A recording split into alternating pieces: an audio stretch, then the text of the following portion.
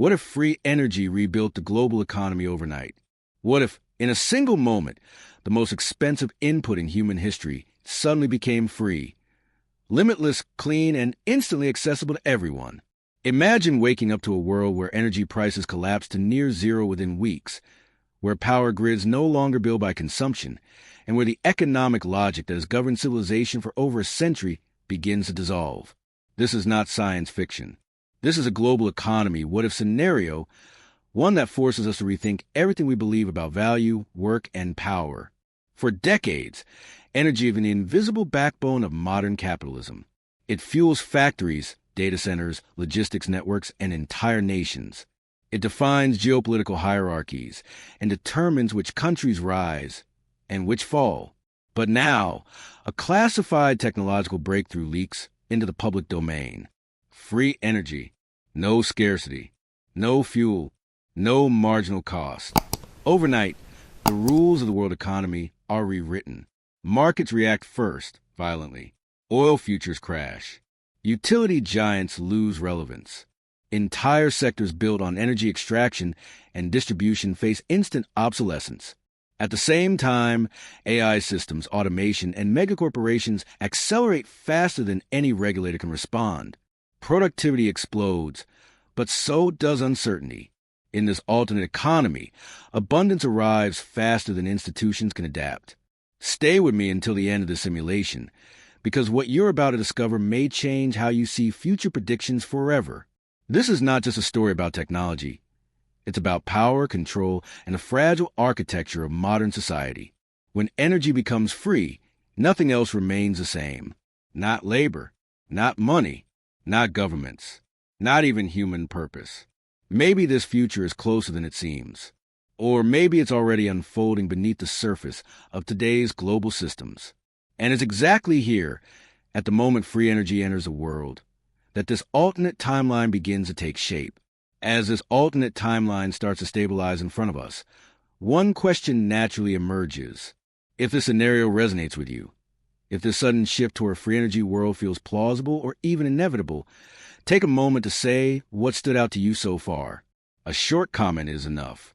It helps surface different perspectives inside the simulation, and it signals that these alternate economy discussions matter to people thinking seriously about the future of the global economy. And if this exploration is valuable to you, a simple like quietly tells the system that long-form, thoughtful analysis of future predictions still has a place in an attention-driven world. If you want to keep navigating these global economy, what-if scenarios where AI, megacorporations, and entire civilizations are reconfigured, consider staying connected.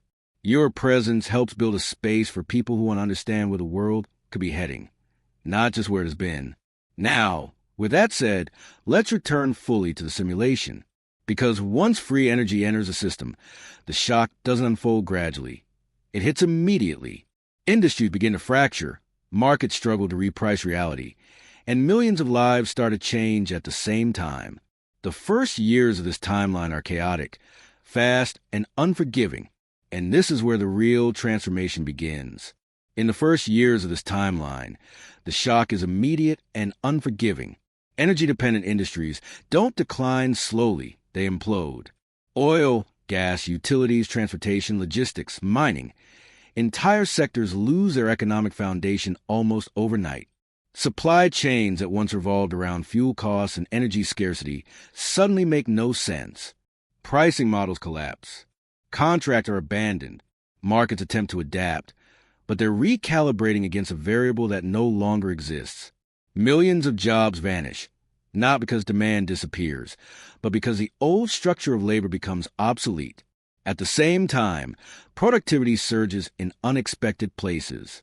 AI-driven manufacturing, automated logistics, data infrastructure, and digital services accelerate at a pace never seen before. Output increases while human labor becomes less central. For households, this feels like abundance. Lower costs, greater access, fewer constraints. But beneath the surface, financial systems struggle to reprice reality itself. Inflation models fail. GDP loses clarity. The metrics that once explained economic health begin to blur. As the years pass, governments and central banks step in, not with confidence, but with urgency. Emergency regulations attempt to slow the collapse of legacy sectors, while new frameworks are drafted to control free energy infrastructure. Some states nationalize distribution networks.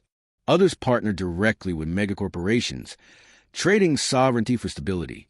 Monetary policy becomes experimental. When energy costs approach zero, interest rates, taxation, and debt dynamics behave in ways no economic playbook prepared for. Now I want to go even deeper into the scenario, because as the decade unfolds, the global order begins to reorganize itself. Traditional energy superpowers lose influence rapidly, while nations that master AI coordination, automation, and system governance rise.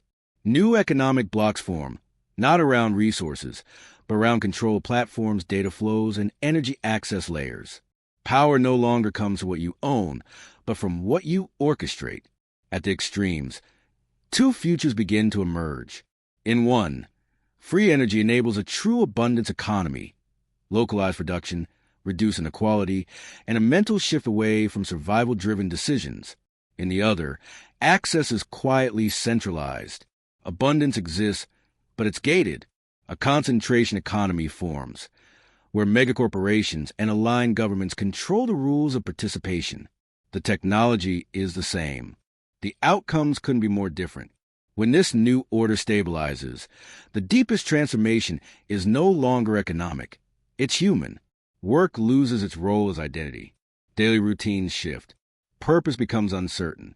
A collective mental reset begins, forcing societies to redefine value, contribution, and meaning.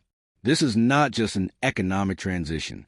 It's a psychological and cultural journey, shaped by decisions made in the chaos of the early years. And as this timeline continues to unfold, a deeper truth begins to surface, one that challenges not just systems, but human nature itself.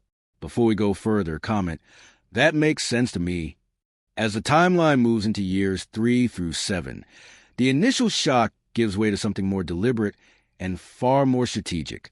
Governments realize that free energy is not just an economic disruption, but a direct challenge to sovereignty itself. Control over energy has always meant control over stability. And now, that control is slipping. States respond quickly. Regulations emerge overnight. Some nations nationalize free energy infrastructure in the name of security. Others restrict access, framing it as protection against chaos, cyber threats, or foreign interference. In quieter corridors of power, free energy is no longer seen as a public good, but as a strategic asset.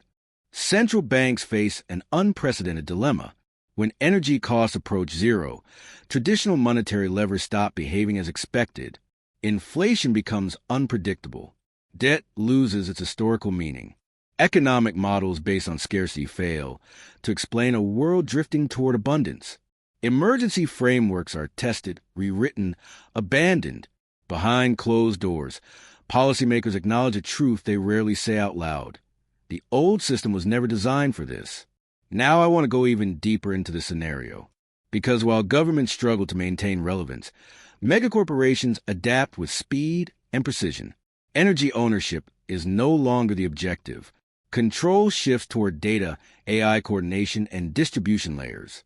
The most powerful entities are no longer those who generate energy, but those who manage access, optimize flows, and integrate free energy into automated ecosystems. Platforms replace pipelines. Algorithms replace infrastructure. Power quietly consolidates, not around resources, but around systems that manage abundance. As this new logic spreads, the global map begins to change. Traditional energy superpowers lose leverage faster than anyone predicted. Over the course of a decade, new economic blocks form around technological governance rather than geography. Nations aligned with advanced AI systems, automation, and digital coordination rise together. Borders matter less. Protocols matter more. Influence is no longer enforced through force, but through dependency on interconnected systems. At the edges of this transformation, two extreme futures start to take shape. In one version of this world, free energy unlocks an abundance economy. Production becomes localized. Basic needs are met with minimal friction. Human decisions shift away from survival and toward creativity, learning, and long-term thinking. In the other version, abundance exists, but it is filtered. Access is tiered. Participation depends on compliance. A concentration economy emerges, where control is subtle, systemic, and deeply embedded in daily life. The difference between these futures is not technological. It is political, cultural, and psychological. When this new order begins to stabilize, the most profound impact is internal. Work no longer defines identity. Routine loses its old structure. Purpose becomes a question rather than an assumption. Societies enter a collective journey of redefinition, confronting uncomfortable revelations about motivation, value, and meaning. The truth hidden beneath this transformation is simple, but unsettling. When survival is no longer the driver, humanity must decide what truly matters. And as this realization spreads, another layer of this future begins to reveal itself. One that reshapes not just economies, but the very way humans see themselves. If this resonates, comment, "I'm on this journey too." As this timeline moves deeper into its second decade, the global transformation becomes impossible to ignore. In the early years, disruption felt chaotic. Now, between years 7 and 15, it becomes structural. Traditional energy superpowers, once defined by oil reserves, pipelines, and choke points, see their geopolitical leverage dissolve. Borders don't disappear, but economically, they begin to matter less. When energy is abundant and transport is automated, geography loses its historical advantage. Alongside this shift, new centers of power quietly emerge. Nations that invested early in AI-driven logistics, automation, and post-scarcity governance start to lead by default, not because they dominate militarily, but because their systems scale better. Their economies adapt faster. Their institutions are designed to manage abundance rather than scarcity. Influence flows toward those who can coordinate complexity, not those who control raw materials. Now I want to go even deeper into this scenario, because this is where the true reconfiguration happens. The world transitions from competition over resources to competition over algorithms. Supply chains become adaptive networks. Decision-making becomes predictive. Governance itself begins to resemble system management more than political ideology. Power concentrates in the ability to anticipate, optimize, and control flows of energy, data, and human activity. This is algorithmic supremacy, and it defines a new global hierarchy. At the same time, two divergent futures grow more visible. In one path, an abundance economy stabilizes. Local production thrives. Access to energy, food, and housing becomes frictionless. Economic pressure eases, allowing societies to make decisions based on long-term impact rather than short-term survival. The collective mindset shifts. This path feels expansive, almost liberating. In the other path, the concentration economy tightens its grip. Abundance exists, but it is managed through layers of permission, scoring systems, and access controls. Participation becomes conditional. The system is efficient, stable, and deeply asymmetric. Most people experience comfort, but little autonomy. The truth hidden in the Bastador's Des Futuro is unsettling. Abundance does not automatically create freedom. It can just as easily create dependence. When this new order finally stabilizes, the deepest impact is no longer economic or geopolitical. It's human. Identity detaches from profession. Daily routines lose their inherited structure. A generation grows up without the survival narratives that shaped their ancestors. Humanity enters a long psychological journey, searching for meaning in a world where necessity no longer dictates action. Purpose becomes a choice rather than an obligation. This transformation reveals something profound about mentality collectiva. When scarcity disappears, intention becomes a defining force. And it's here, at this quiet but decisive moment, that the next layer of this alternate future begins to unfold. If this perspective resonates with you, comment, "That makes sense to me." As this alternate world continues to unfold, the passage of time reveals a critical divergence. In the early years, the changes felt technical and economic. Along the decade that follows, they become moral and structural. The same free energy system, deployed across the planet, begins to generate two radically different futures, shaped not by technology, but by decisions made in its shadow. In one timeline, abundance spreads outward. Energy becomes a true public layer, open, decentralized, resilient. Production localizes. Communities regain autonomy. Small-scale manufacturing flourishes as the cost of creation collapses. The global economy shifts from extraction to regeneration. Inequality narrows, not through force, but because access is universal. People are no longer trapped by geography or scarcity-driven choices. This abundance economy doesn't eliminate challenges, but it removes survival as a dominant constraint. The collective mentality collective evolves. Decisions become longer-term. Risk becomes creative rather than desperate. This future feels lighter, more human. Now I want to go even deeper into the scenario, because running parallel to that path is another, quieter, more controlled, and far more efficient. In this timeline, free energy exists everywhere, but access is layered. A small alliance of governments and megacorporations manages distribution through platforms, permissions, and systems of compliance. Nothing appears broken. Life is comfortable, but participation depends on alignment. Abundance becomes conditional. Economic liberation is replaced by economic dependency, wrapped in convenience and stability. This concentration economy doesn't rely on force. It relies on architecture. As years pass and this order stabilizes, the truth hidden in the Bastidor's Des Futuro becomes clearer. The most powerful asset is no longer energy, data, or even AI, but influence over behavior. The ability to shape routines, incentives, and identity quietly overtakes traditional forms of control. Most people adapt. Some thrive. Few question the structure, because scarcity is gone and friction is low. The impact on human identity is profound in both worlds. Work no longer defines worth. Routine loses its inherited rhythm. People face a new kind of uncertainty, not about survival, but about meaning. In the abundance path, this becomes a journey of exploration, creativity, and self-directed purpose. In the concentration path, it becomes a managed existence, where choice feels real but is subtly guided. This transformation forces a collective reckoning. When effort is no longer required to survive, motivation must come from somewhere else. Culture, values, and intention take center stage. Humanity discovers that the end of scarcity does not end struggle. It simply relocates it. And as these two futures continue to diverge, one final question begins to surface beneath the surface of the simulation, hinting at an even deeper revelation still ahead. If this resonates with you, comment. I'm on this journey too. As this timeline moves forward and the new order begins to feel permanent, the most profound changes no longer appear in markets or institutions, but in everyday human life. In the first years, people celebrated lower costs and greater access. Over the decade, something deeper settles in. Survival slowly decouples from labor. Work, once the central axis of identity, starts to lose its gravity, not because effort disappears, but because it is no longer required to exist. This shift creates a silent rupture.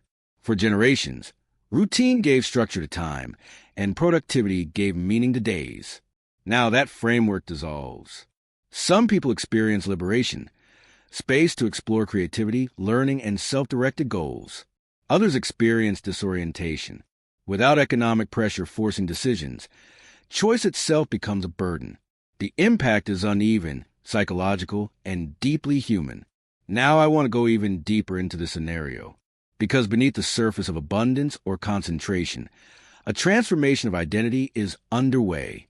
Social status begins to migrate away from output and income.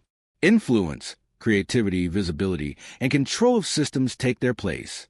Those who understand platforms, narratives, and coordination gain relevance. Those who don't feel invisible, even in a world of material comfort. This is a shift not just of economy, but a mentality collectiva. Along this journey, communities experiment. Some redesign education around curiosity rather than careers. Others cling to legacy structures, try and preserve familiar hierarchies. Governments attempt to guide purpose through policy. Megacorporations shape behavior subtly through design and incentives. In the Bastidor's Des Futuro, a quiet competition unfolds, not for resources, but for attention, meaning, and direction. When this new reality stabilizes, daily life feels different. Time stretches. Routine becomes fluid. Decisions are no longer anchored to necessity, but to values. For some, this unlocks a renaissance of culture and exploration. For others, it exposes an uncomfortable truth. Scarcity once provided clarity. Without it, humanity must confront itself directly. This leads to the deepest revelation of all. The end of survival-driven effort does not answer the question of purpose. It amplifies it. Who are we when effort is optional? What do we build when nothing forces our hand? This is not an economic problem. It is an existential one, unfolding slowly, quietly, inside billions of individual lives. And as this question spreads across societies, shaping culture, identity, and long-term decisions, another layer of this alternate future begins to surface. One that challenges not just how we live, but why. If this reflection resonates with you, comment, "I'm on this journey too." As this alternate timeline continues to unfold, one conclusion becomes unavoidable. Free energy does not end economics. It strips it down to its foundations and rewrites the rules from the ground up. Scarcity, once the invisible engine behind prices, labor, and power, no longer plays the same role. But incentives remain. Decisions remain. Control remains. The system does not disappear. It transforms. In the early years, the disruption felt external. Collapsing industries, vanishing jobs, unstable markets. Over time, it revealed something deeper. Economics was never just about resources. It was about governance, coordination, and human behavior. When energy becomes abundant, the center of gravity shifts toward who designs the systems, who sets the access rules, and who defines the metrics of participation. The true leverage moves quietly away from production and toward orchestration. Now I want to go even deeper into this realization, because the future of this world is not determined by free energy itself, but by the intentions layered on top of it. Technology does not choose sides.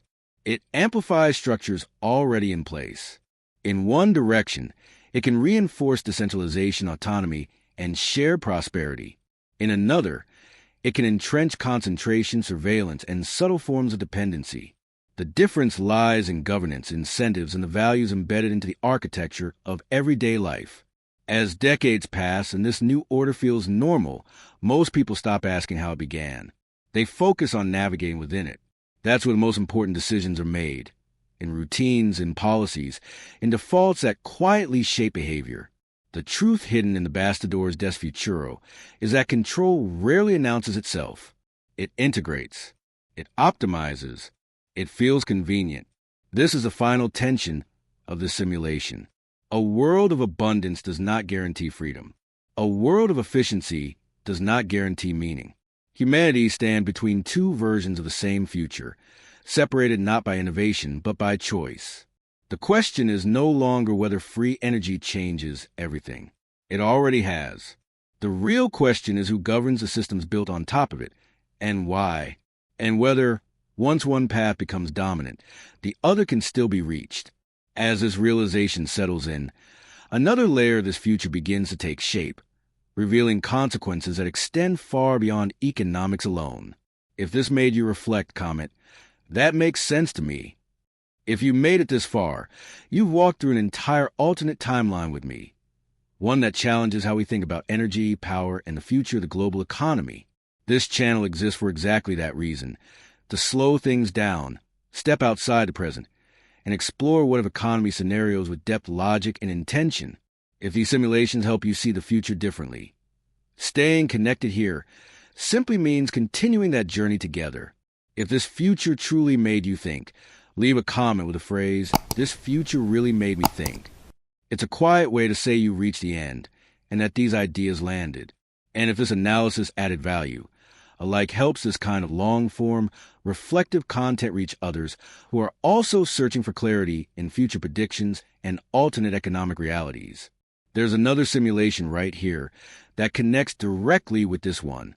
It explores a different path, but asks the same underlying question about where the world could be heading. Click it and keep going with me there. Which alternate economic future should I explore next?